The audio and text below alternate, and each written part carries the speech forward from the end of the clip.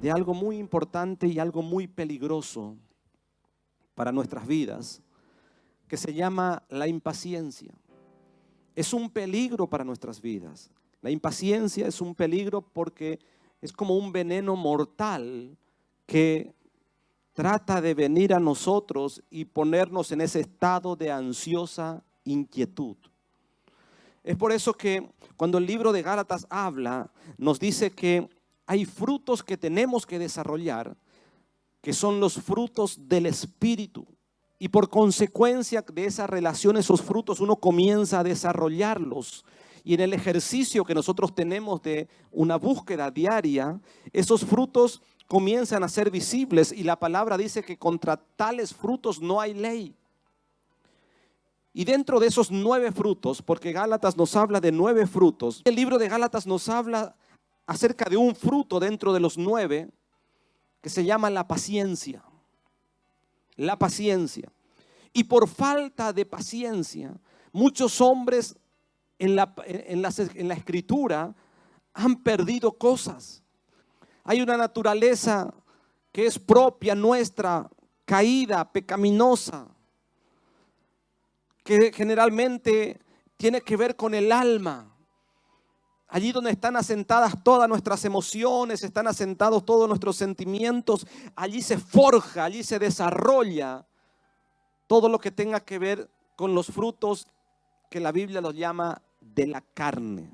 A veces le echamos, como siempre digo, la culpa al diablo y le reprendemos y lo pateamos y lo echamos fuera, pero la culpa muchas veces no es de él, sino que es nuestra propia naturaleza que nos está engañando, jugando una mala pasada. Entonces, dentro de esos frutos podríamos hablar de los 9 frutos. Allí también está el amor, allí también está la fe, allí está la mansedumbre, allí está la templanza, allí está el dominio propio.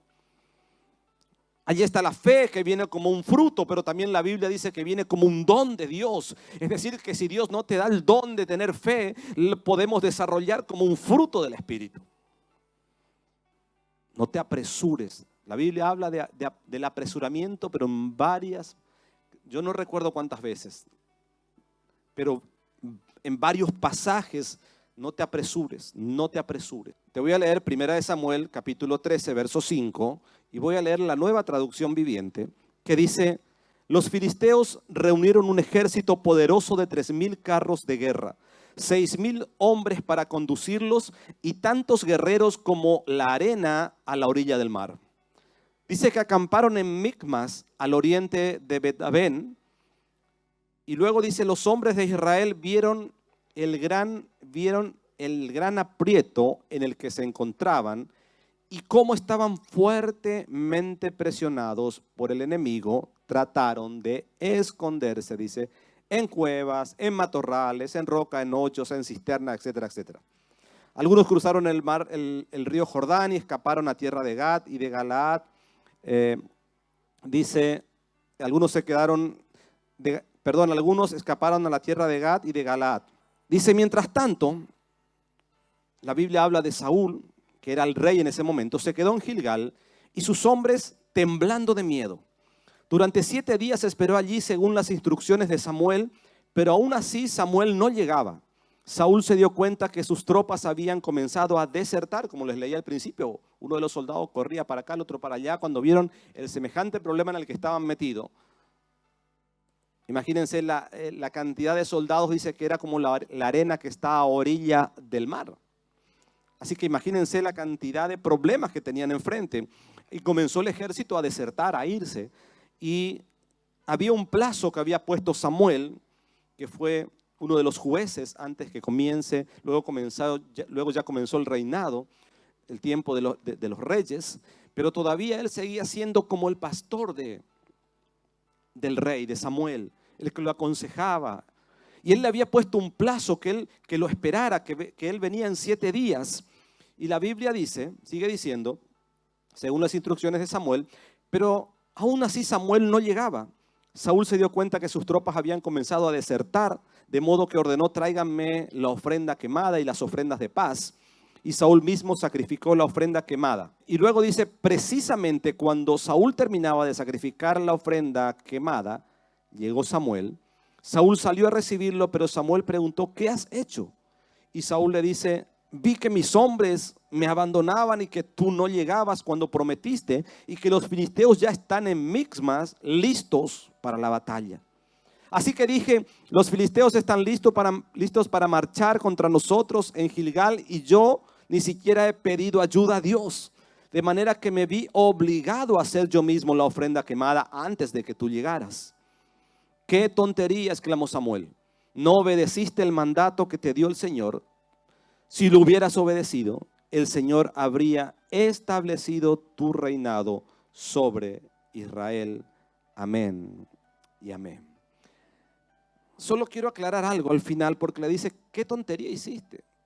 En otra versión dice, ¿por qué te apuraste? En otra dice, ¿por qué tanta impaciencia? Y le dice, si hubieras hecho caso, en otras palabras, si hubieras esperado, como Dios te mandó, tu reino sería firmado, afianzado.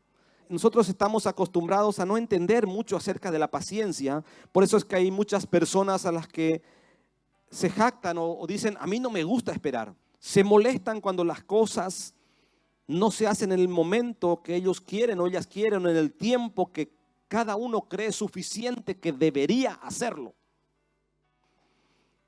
Ojo, quiero aclarar que hay tiempos y tiempos. Porque existen dos clases de tiempos, el tiempo cronos y el tiempo kairos. Uno es el tiempo que se mide con reloj y calendario, y el otro es el momento de Dios que está definido por su voluntad y no por un reloj. El tiempo de Dios. El tiempo de Dios lo que produce en nosotros es paciencia. No reconocemos el tiempo de Dios, el tiempo oportuno, porque muchas veces no desarrollamos la paciencia y somos impacientes y tenemos esa costumbre, traemos esa costumbre. No nos gusta esperar un trámite, no nos gusta esperar hacer cola, hacer esto, hacer lo otro, más ahora con todo esto que está sucediendo. No, vengo otro día y la gente está convulsionada y se enoja, tanto lío para esto, para aquello y bla, bla, bla. Entonces uno comienza a perder lo importante, lo que es poderoso. Uno de los peligros que el hombre tiene es desconfiar de Dios. Cuando hay desconfianza, hay impaciencia. De hecho, Saúl lo tuvo. En los versos 7 y 9, Saúl tuvo impaciencia porque el profeta Samuel le dio un plazo. Es decir, Samuel le había dado un plazo a Saúl para venir a Gilgal. Llegó el séptimo día y la situación se puso difícil.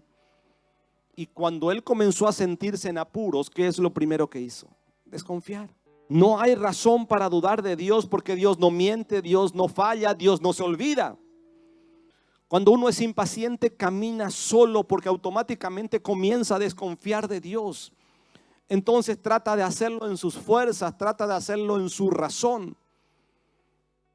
Y no es lo mismo que tener esa paciencia y decir pacientemente, esperé al Señor. ¿Qué locura cometiste? La impaciencia trae como consecuencia hacer locuras. Trae como consecuencia, ningún hombre podía ofrecer el holocausto si no era el sacerdote, aunque fuese el rey. Y Saúl cometió una locura haciendo algo que no le estaba permitido a él. ¿Cuántas cosas hemos hecho con la impaciencia? ¿Cuántas veces Dios nos pudo haber dicho a nuestro corazón, qué locura has hecho? Locamente has actuado. Yo conozco gente que tiene tanta impaciencia que comete locuras constantemente. Y la desconfianza te hace caminar de esta manera. Entonces necesitamos entender que muchas veces por la falta de paciencia cometemos locuras. ¿Qué ocurre cuando tenemos impaciencia? Es que echarle la culpa a Dios de las locuras que nosotros cometemos. 3 peligros de la impaciencia: cometer locuras, desconfiar de Dios, pero también nos lleva a echarle la culpa a Dios. A Dios. a victimizarnos muchas veces con Dios.